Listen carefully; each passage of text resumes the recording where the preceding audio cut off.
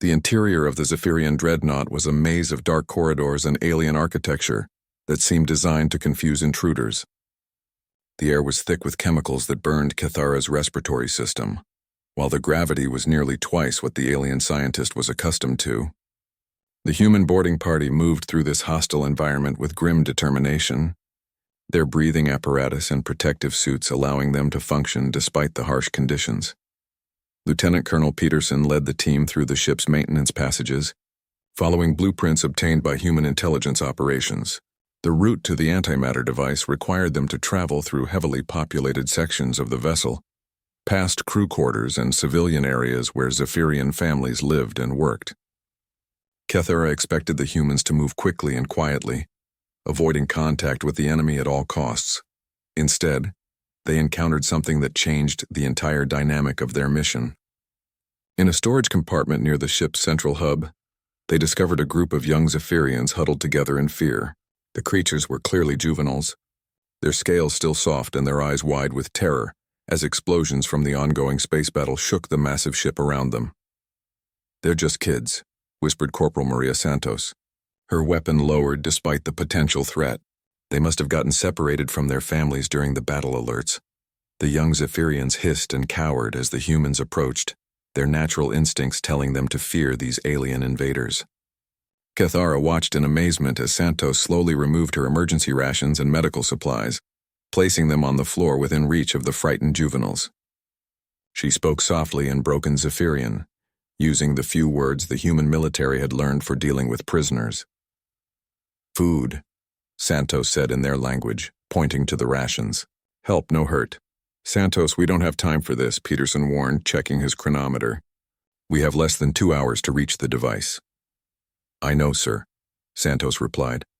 "But I can't just leave them here scared and hungry. They're babies." The delay cost them precious minutes, but none of the other humans complained. They waited patiently while Santos ensured the young Zephyrians understood they were safe, even providing them with a portable translator device so they could call for help if needed. Tony Chen stood guard not against the juveniles, but to protect them from any adult Zephyrians who might misunderstand the situation. As they moved deeper into the ship, the boarding party encountered more situations that tested their resolve. In one corridor, they found a wounded Zephyrian soldier who had been injured when a support beam collapsed during the space battle. The creature was trapped and slowly dying, his distress calls echoing through the metal passages. "We should move around him," suggested Specialist Jim Walsh, one of the technical experts. "Every minute we waste reduces our chances of success." Sergeant First Class Alex Turner, a combat medic by training, shook his head and knelt beside the trapped alien. "Can't do that. He's hurt and helpless. That makes him our responsibility." Turner worked quickly to stabilize the Zephyrian's injuries, while Peterson and the others cleared the debris pinning him down. The alien soldier looked confused and frightened as these human enemies provided medical care instead of finishing him off. Turner spoke gently in basic Zephyrian as he worked, explaining what he was doing and assuring the creature that he would survive. "Why you help?" the injured Zephyrian managed to ask in broken human language, his voice filled with pain and bewilderment. "Because you need help," Turner replied simply, injecting pain medication into the alien system. "That's enough reason." The rescue operation cost them another 20 minutes and required Turner to carry the wounded soldier to a medical station where other Zephyrians could care for him. By the time they reached the antimatter device, they had less than an hour before detonation. Cathara marveled at how these humans had consistently chosen compassion over efficiency, even when facing their own certain death. The device itself was located in the heart of the dreadnought, a massive chamber filled with containment units and monitoring equipment. The antimatter was held in magnetic suspension, surrounded by fail-safes and booby traps designed to prevent exactly the kind of interference they were attempting. Peterson studied the alien technology with practiced eyes, identifying the components he would need to modify. "The containment field requires constant manual adjustment once we begin the shutdown sequence," Peterson explained to his team. "The automated systems are designed to trigger detonation if they detect tampering. Someone has to stay behind to maintain the field manually while everyone else evacuates." "I'll stay with you, sir," Tony Chen volunteered immediately. 2 people working together might be able to find a way to stabilize the system remotely. Peterson placed a hand on the young soldier's shoulder. Tony, you have your whole life ahead of you. Let an old soldier handle this one. Respectfully, sir, you have a daughter who needs her father. I'm nobody special. This is something I can do that actually matters. The argument that followed revealed something profound about human nature that Kethara had never seen in any other species. Rather than competing for the chance to survive, these humans were competing for the right to sacrifice themselves. Each one offered logical reasons why they should be the one to stay behind, why their life was less valuable than their comrades. Enough, Peterson finally declared with the authority of command. I'm the ranking officer and the most qualified technician. This is my call to make. As the team began the delicate process of disabling the antimatter device, alarms suddenly blared throughout the ship. Zephyrian security forces had discovered their presence and were converging on their location. The humans had minutes to complete their mission before enemy soldiers would overwhelm their position. Hayes, get everyone to the extraction point, Peterson ordered as he worked frantically at the control console. I'll finish here and follow when I can. They all knew he was lying. The manual containment process would require his constant attention for at least 30 minutes after the device was disabled, far longer than it would take the Zephyrians to reach their location. Peterson would be alone and defenseless when the enemy arrived. Lieutenant Hayes hesitated at the chamber entrance, torn between following orders and abandoning her commanding officer. Sam, there has to be another way. There isn't, Peterson replied without looking up from his work. But that's okay. This is what we signed up for when we put on the uniform. Sometimes protecting people means making the hard choices. As the evacuation began, Kethara found themselves reluctant to leave. They had come to observe human savagery, but instead had witnessed something far more profound. These beings possessed a form of courage that transcended mere bravery in battle. They were willing to sacrifice not just their lives, but their futures, their dreams, their connections to everything they loved, for the sake of strangers they would never meet. Peterson, Kethara said, approaching the human officer as he worked, your species continues to confuse me. You could have completed this mission through violence and force, yet you chose to help your enemies along the way. Why? Peterson paused in his work long enough to meet the alien's gaze. Because the moment we stop caring about others, even our enemies, we stop being the people worth saving. My daughter Katie will grow up in a galaxy where humans are known for their compassion, not their cruelty. That's worth any sacrifice. The sound of Zephyrian soldiers approaching grew louder as Peterson made his final adjustments to the containment field. His hands moved with steady precision despite the knowledge that each passing second brought him closer to death. In his final transmission to Admiral Sullivan, he didn't speak of glory or victory, but asked only that his chess set be given to his daughter, so she would remember their games together. As Kethara reluctantly joined the evacuation, they realized they had witnessed the defining characteristic of humanity, the ability to remain moral even when facing absolute power over life and death. These humans could have chosen efficiency over compassion, survival over sacrifice, but they consistently chose the harder path that preserved their principles. The galaxy had never seen anything like them. The UES Liberty dropped out of hyperspace to a scene of devastation that made Kethara's blood run cold. The human colony of New Austin on Kepler 442b was burning. Massive Zephyrian warships hung in orbit like predatory beasts, their weapons continuously firing at the surface below. Explosions bloomed across the planet like deadly flowers, each one representing destroyed homes and shattered lives. Battle stations, Captain Morrison announced over the ship's communication system. His voice remained calm despite the chaos visible through the viewports. All hands to action stations. This is not a drill. Kethara watched the human crew transform from the relaxed individuals they had observed during the journey. They moved with practiced efficiency, securing equipment and preparing for combat. Yet there was no shouting, no displays of rage or bloodthirst. They worked with the quiet professionalism of people who understood the gravity of their situation. Captain, we're receiving multiple distress signals from the surface, reported Lieutenant Hayes from her position at the communications console. Civilian shelters are taking heavy fire. They're requesting immediate evacuation. Morrison studied the tactical display showing the positions of enemy ships and friendly forces. Kethara expected him to order an immediate attack on the Zephyrian vessels, to unleash the human capacity for violence that the galaxy feared. Instead, the captain did something that surprised the alien observer. Hayes, coordinate with the other ships in our task force. I want evacuation corridors established immediately. Rodriguez, prepare medical bays for incoming casualties. All departments, civilian protection is our primary objective. Sir, the Zephyrian command ship is in an exposed position, noted the weapons officer, a stern-faced woman named Lieutenant Carol Banks. We could inflict significant damage if we strike now. Morrison shook his head. Not until we get those people to safety. The Zephyrians aren't going anywhere, but those civilians won't survive another hour of bombardment. Cathara recorded every detail as the human fleet moved into action. Rather than engaging the enemy directly, they formed protective formations around evacuation transports. Fighter squadrons led by Lieutenant Hayes dove through heavy fire to reach the planet's surface, their ships taking damage to shield the larger rescue vessels.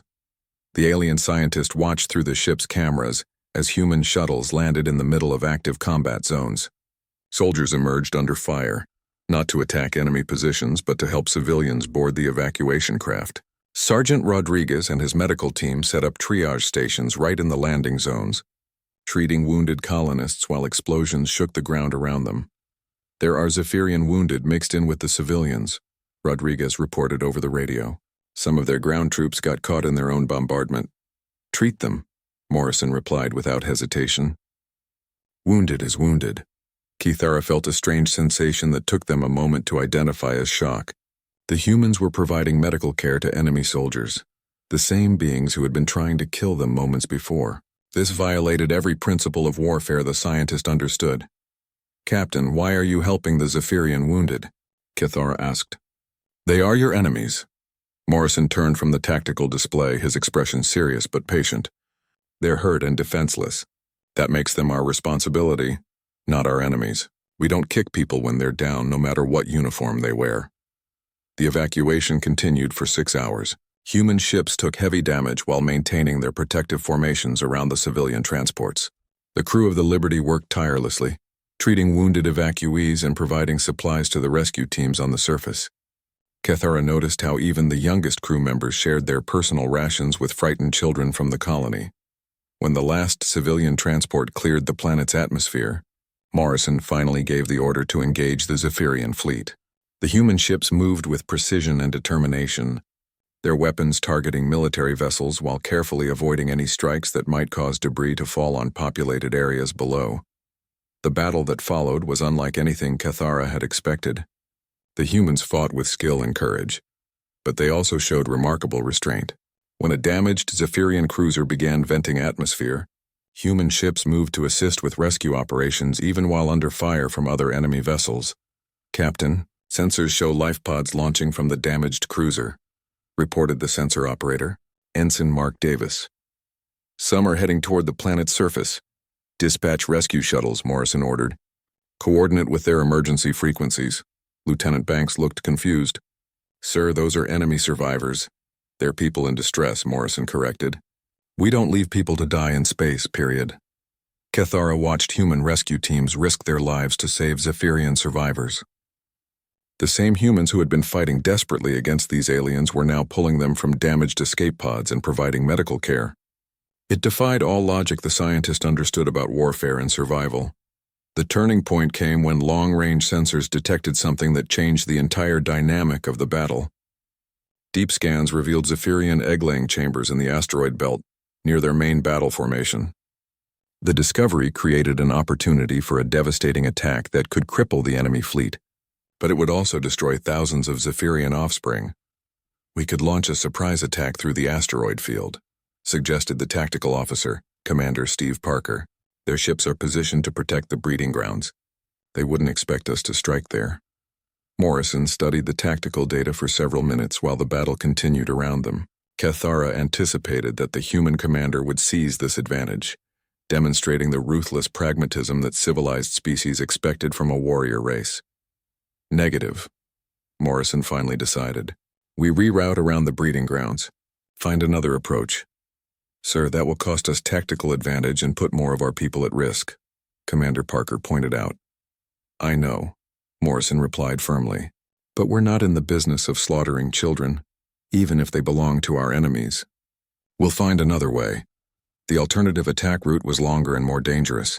Human ships had to navigate through heavier enemy fire, and several vessels took critical damage that could have been avoided with the original plan.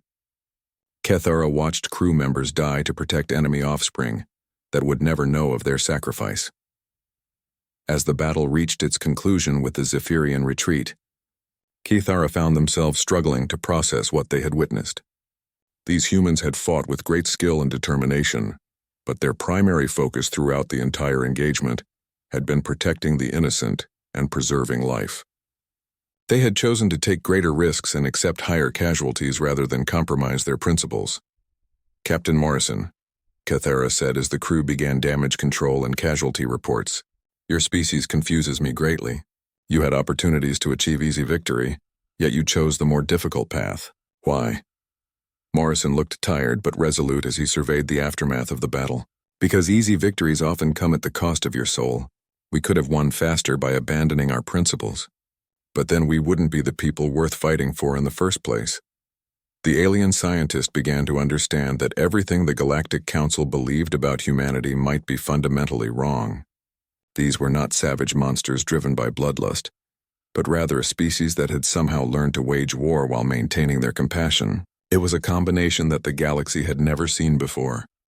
3 weeks after the battle at New Austin, Kethara had settled into a routine of observing human military operations throughout the Kepler system.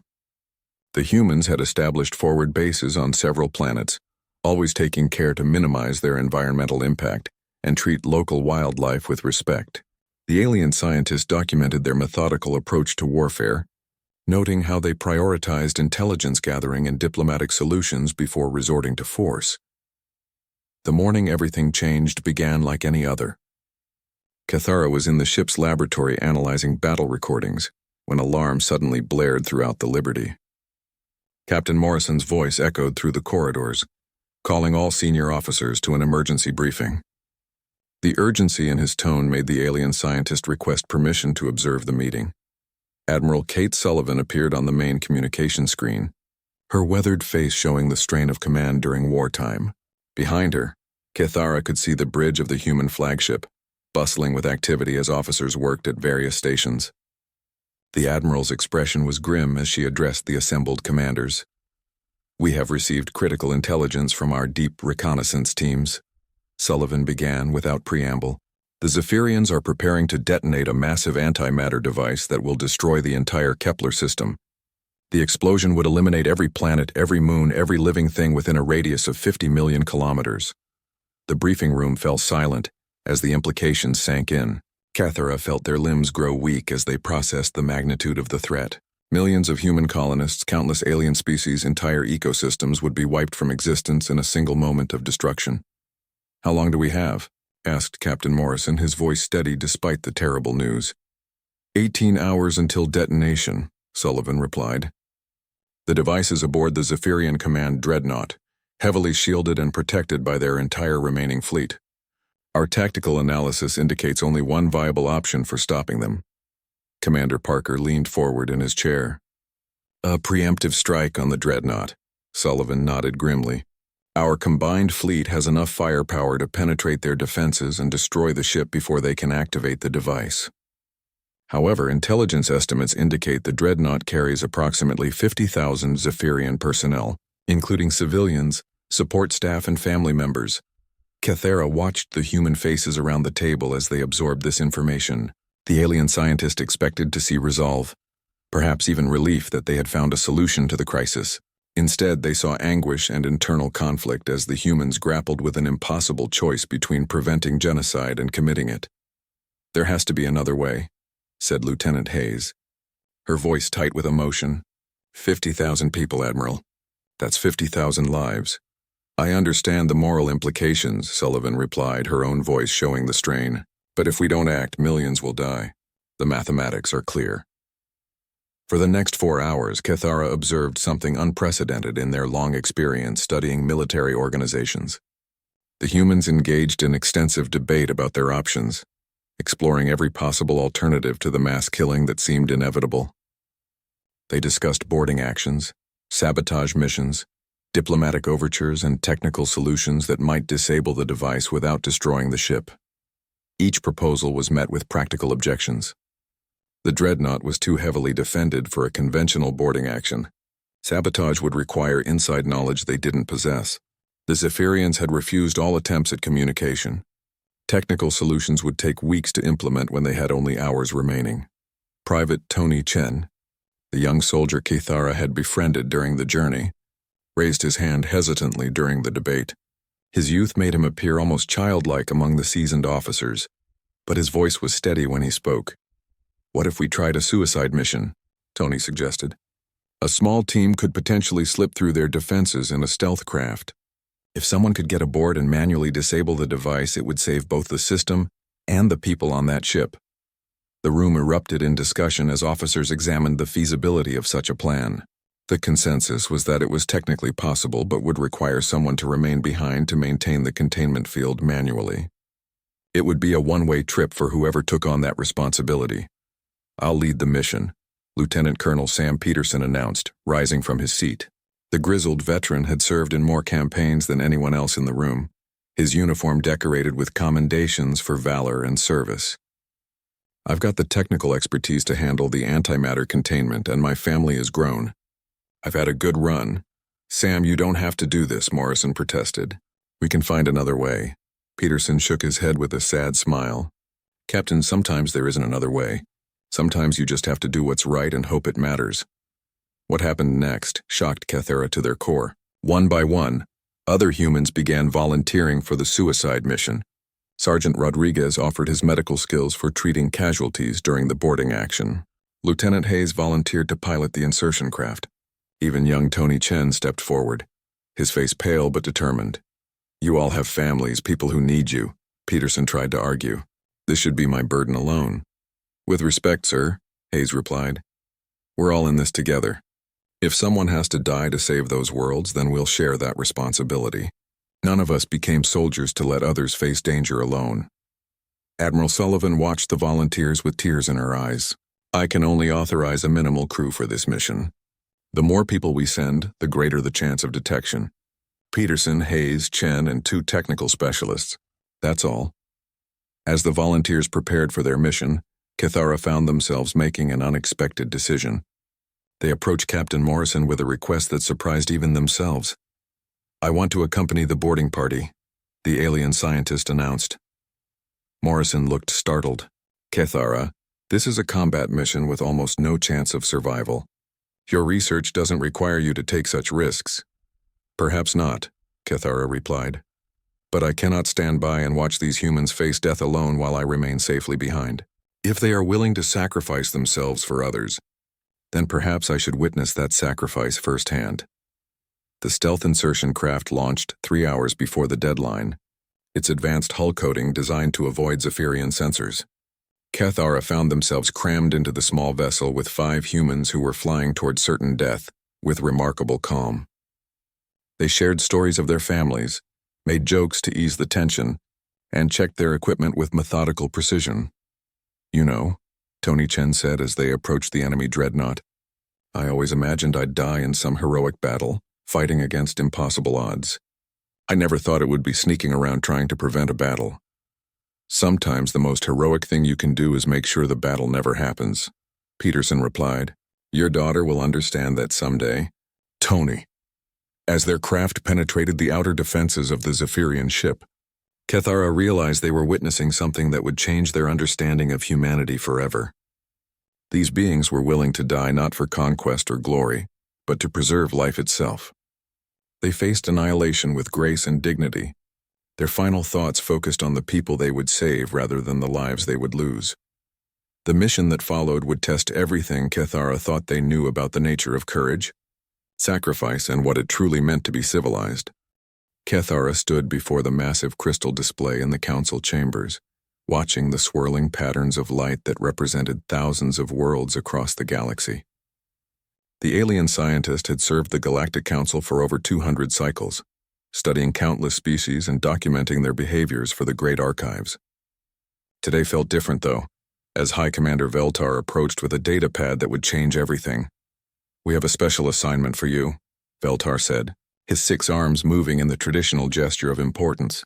"There is a new species that has recently achieved faster than light travel. They call themselves humans, and they come from a small blue planet in the outer territories. Cathara's elongated head tilted with curiosity.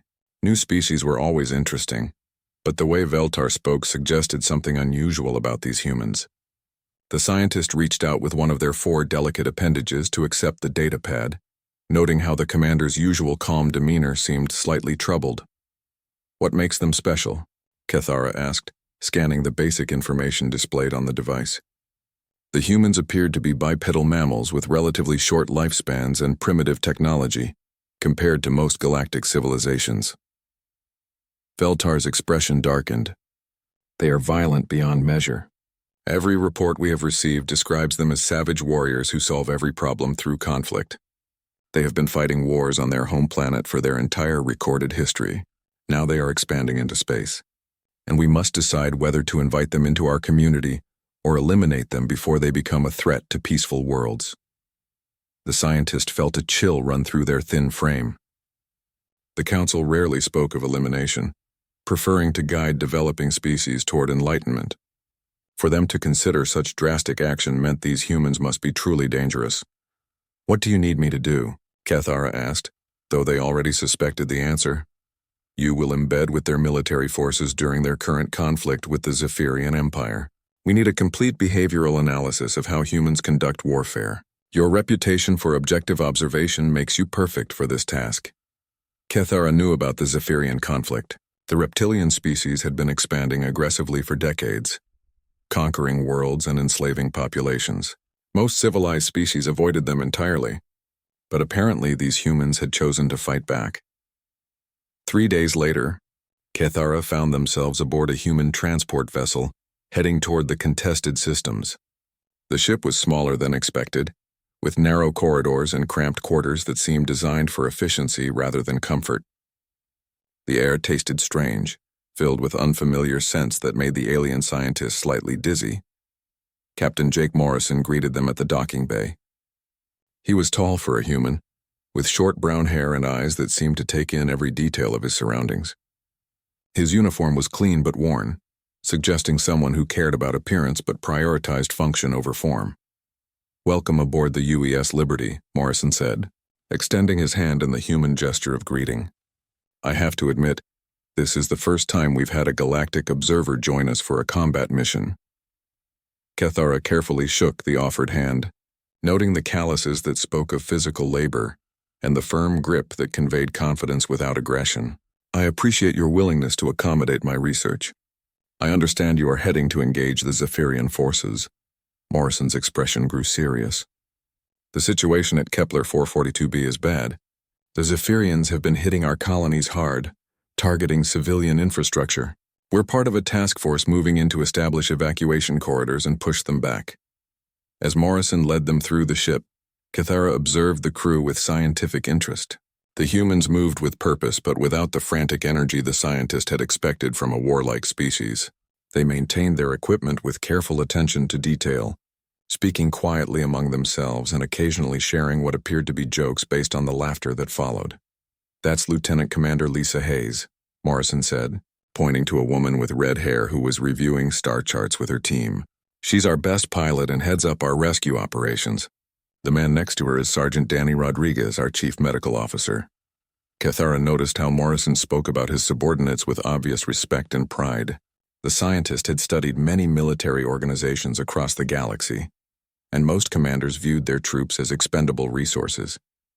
This human seemed to genuinely care about the individuals under his command. During the evening meal, Cathara sat in the mess hall observing human social behavior. They expected to see displays of aggression, dominance rituals, or preparation for violence. Instead, they witnessed something completely unexpected. The humans were singing together, their voices blending in harmonious melodies that spoke of homes left behind and loved ones missed. Some shared photographs of families, while others played simple games with worn cards or dice. "You look confused," said a young human who had approached the table. He appeared to be barely out of adolescence, with bright eyes and an eager expression. "I'm Private Tony Chen. Mind if I sit?" "Please do," Cathara replied, grateful for the opportunity to conduct a direct interview. "I am indeed puzzled by what I observe. Your species has a reputation for violence, yet I see no signs of aggression or bloodlust among your crew. Tony laughed, a sound filled with genuine amusement rather than mockery. I guess we don't look like the monsters some people expect. Don't get me wrong, we'll fight when we have to, especially when innocent people are in danger.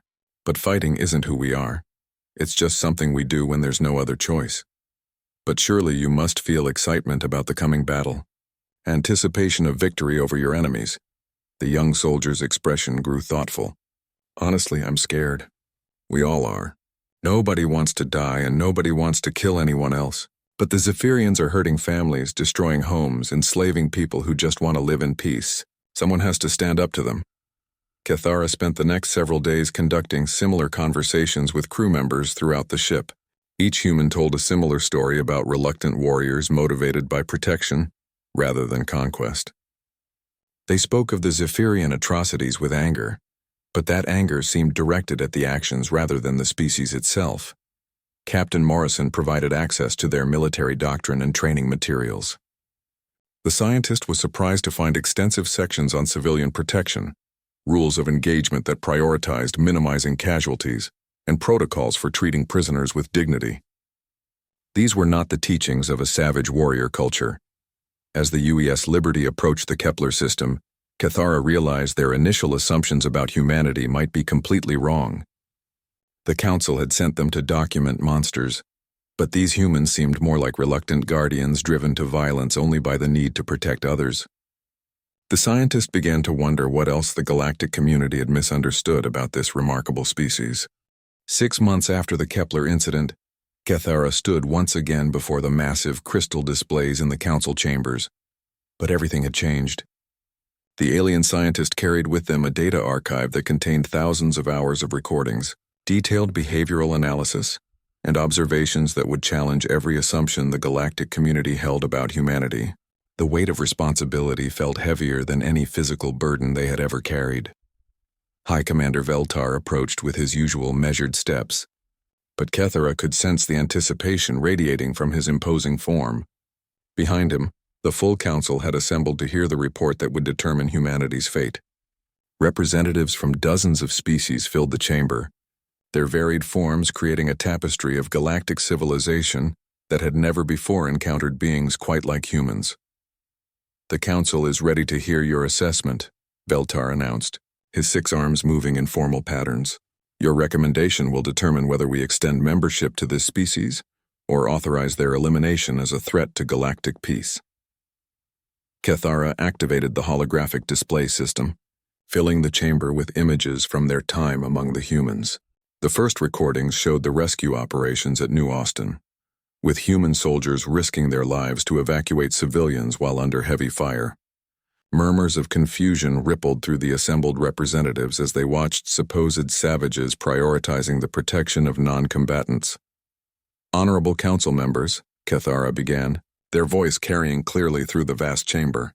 I was sent to document human brutality and provide evidence for their elimination as a galactic threat. What I discovered instead challenges our fundamental understanding of what it means to be civilized. The display shifted to show human medical teams treating wounded Zephyrian soldiers, their former enemies receiving the same careful attention as their own casualties. Council member Zixoth of the Hegemony Worlds leaned forward with obvious skepticism, their crystalline features reflecting the chamber's lights. Surely this is mere propaganda, Zixoth declared. No species treats their enemies with such consideration unless they are weak and unable to defend themselves properly. That is precisely what I expected to find, Cathara replied, advancing the display to show human military capabilities. However, observe their weapons technology, their tactical coordination, their ability to project force across vast distances. Humans possess military strength comparable to any species in the galaxy. Their restraint is not born from weakness but from choice. The recordings continued, showing the impossible decision faced by Admiral Sullivan and her commanders. The Council watched in stunned silence as humans debated the ethics of destroying a ship full of enemy civilians to prevent a greater catastrophe. The alien representatives had witnessed countless military briefings across the galaxy, but none had ever seen commanders agonize over casualties among their foes. This must be an aberration, suggested Council leader Mordak, his ancient voice carrying the authority of centuries. Surely under extreme pressure their true nature would emerge. No species maintained such principles when facing extinction. Cathara displayed the recordings from inside the Zephyrian dreadnought, showing human soldiers helping enemy juveniles and treating wounded opponents even while racing against time to prevent universal destruction. The chamber fell completely silent as they watched Lieutenant Colonel Peterson sacrifice his life to save millions of beings who would never know his name. I have studied warfare across the galaxy. For over 2 centuries, Cathara continued, their voice growing stronger with conviction. I have observed species that fight for territory, for resources, for dominance over others. Humans are the first I have encountered who fight because they love peace more than they hate war. Representative Quara of the Peaceful Confederacy, whose species had long advocated for nonviolence, spoke with obvious emotion. These recordings show acts of compassion that exceed even our own standards.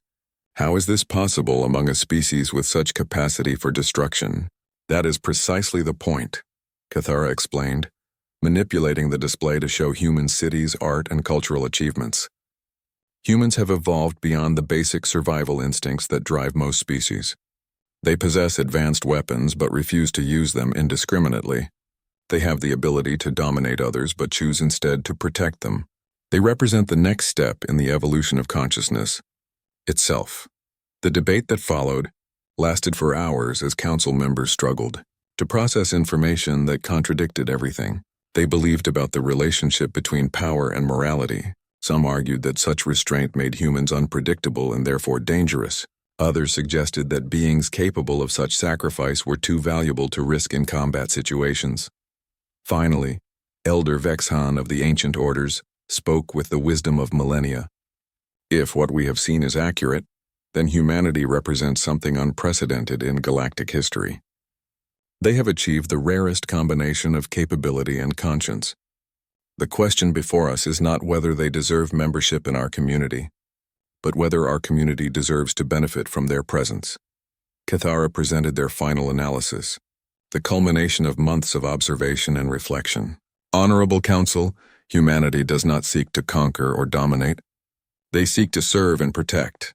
Every action I witnessed demonstrated their commitment to principles that transcend species loyalty, tribal thinking, or survival instincts.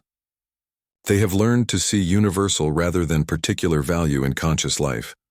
The voting process began with representatives from across the galaxy weighing the evidence presented. Some expressed concerns about human unpredictability, their tendency to act on principle rather than pragmatic calculation. Others argued that such moral courage was exactly what the galaxy needed to face future challenges that might require difficult choices. As the votes were tallied, Cathara reflected on the months spent among these remarkable beings. They had expected to find monsters and instead discovered teachers.